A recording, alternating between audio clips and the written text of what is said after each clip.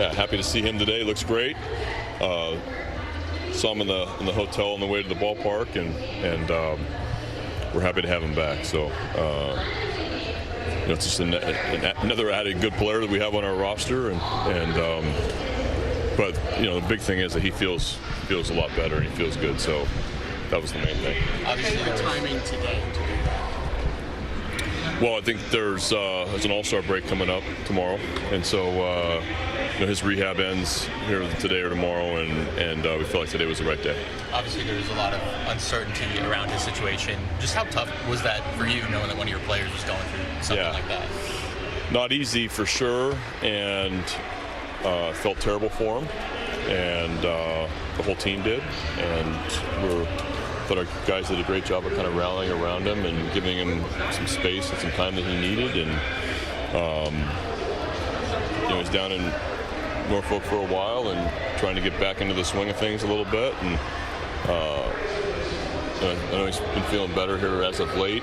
He feels great today. So that was a tough time, and feel terrible for him and wanted him to be right. And it seems like he's great right now. It's one thing to have options, but you got a guy who had 30 home runs before. You got Hicks. It's completely different having options of players who have some success.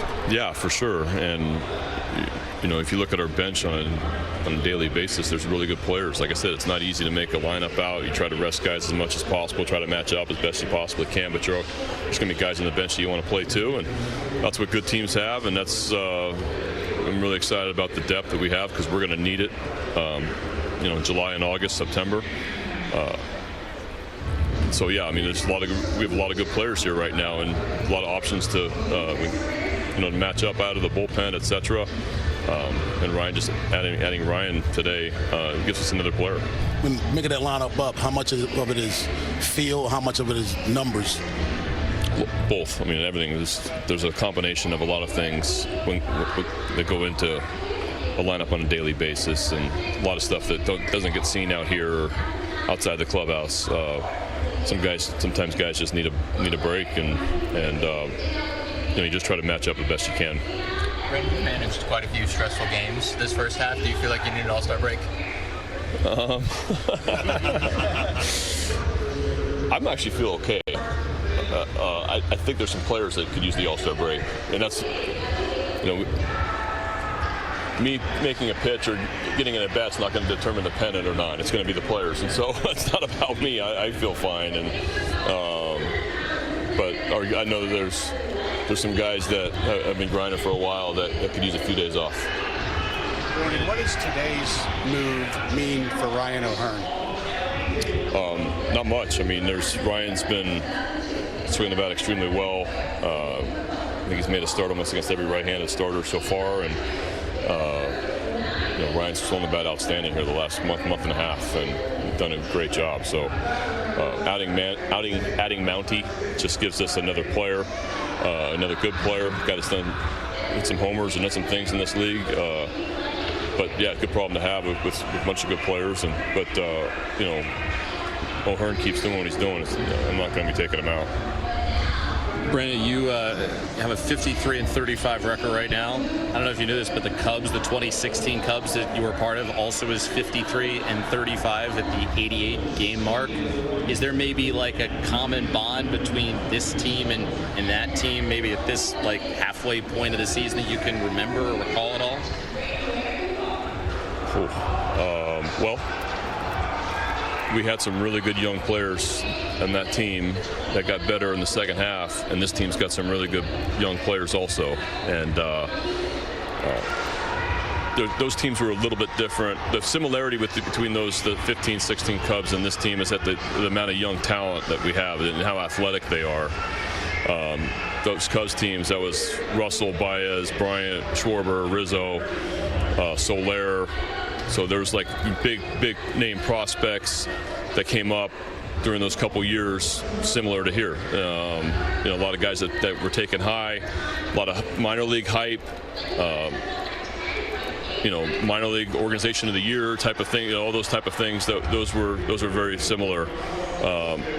Those two teams we got a lot better in the second half, and our starting pitching got really, really good, and that's what we need to hear. We need to pitch the second half to continue to win, and really happy with our pitching the last week, our starting pitching especially. Hopefully they can keep it rolling into the second half.